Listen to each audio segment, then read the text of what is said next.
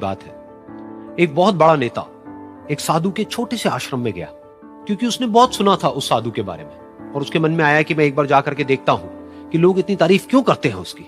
तो जब वो उस आश्रम में गया तो वहां पर एक छोटा सा कमरा था जहां पर एक कालीन बिछा हुआ था। वहां पर कुछ लोग बैठे हुए थे नीचे और साधु जी सामने बैठे हुए थे।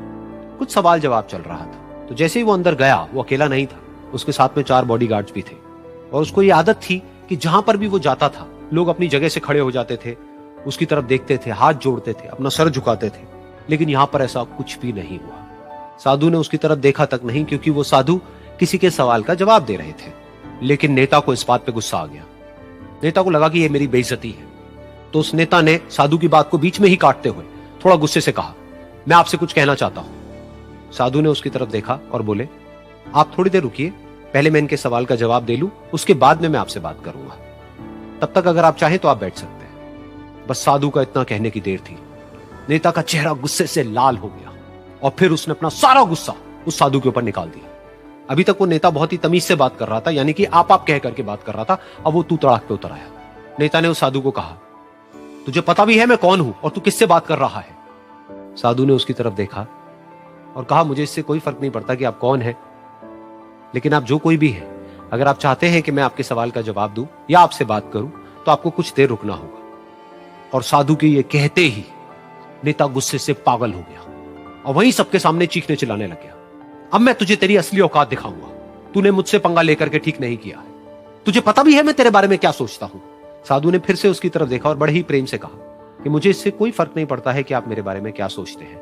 आप जो चाहे वो मेरे बारे में सोच सकते हैं। फिर उस नेता ने बोला कि तू चाहे सुनना चाहता है या नहीं, लेकिन मैं तुझे बताऊंगा यही सबके सामने कि मैं तेरे बारे में क्या सोचता हूं। तू एक बहुत ही घटिया इंसान है। तू कोई साधु नहीं है, तू एक ढोंगी है, पाखंडी है और यहां पर जितने भी लोग बैठे हैं उन सबको बेवकूफ बना रहा है।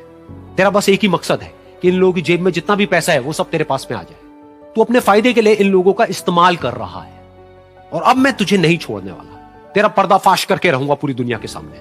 लेकिन उसके इतना बोलने के बाद भी उस साधु के चेहरे पर हल्की सी मुस्कान बनी ही रही। ये देखकर वो और तिल मिला गया और उसने कहा, अब बहुत हुआ, अब मैं यहां 1 मिनट भी नहीं रुकने वाला। लेकिन अभी भी तेरे पास में मौका है। अगर मुझसे माफी मांगनी है या मुझसे कुछ कहना है तो कह सकता है। इतना सब होने के बाद भी साधु बिल्कुल शांत था और उनके चेहरे पर एक मुस्कान थी। उन्होंने अपनी आंखें बंद कर ली। फिर साधु ने अपनी आंखें खोली, हाथ जोड़े और कहा कि मुझे आपसे कोई गिला शिकवा नहीं है। मेरे मन में आपके लिए कोई भी गलत ख्याल नहीं है। जो भी आपने मेरे बारे में कहा वो आपकी अपनी सोच थी। तो मुझे आप में कोई भी बुराई नजर नहीं आती है। मुझे आप एक बहुत ही भले इंसान लगते हैं।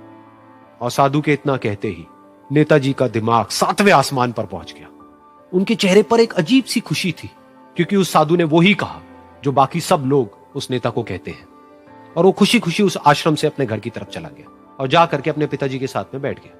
उसके पिताजी की आंखें बंद थी और वो ध्यान में थे। पूरी जिंदगी उन्होंने सिर्फ लोगों की सेवा करी और बदले में कुछ भी एक्सपेक्ट नहीं किया। तो थोड़ी देर बाद जब उन्होंने अपनी आंखें खोली और देखा अपने बेटे को अपने साथ बैठे हुए, तो उनके बेटे के चेहरे पर आज एक अजीब सी खुशी थी जो आज से पहले उन्होंने कभी नहीं देखी थी।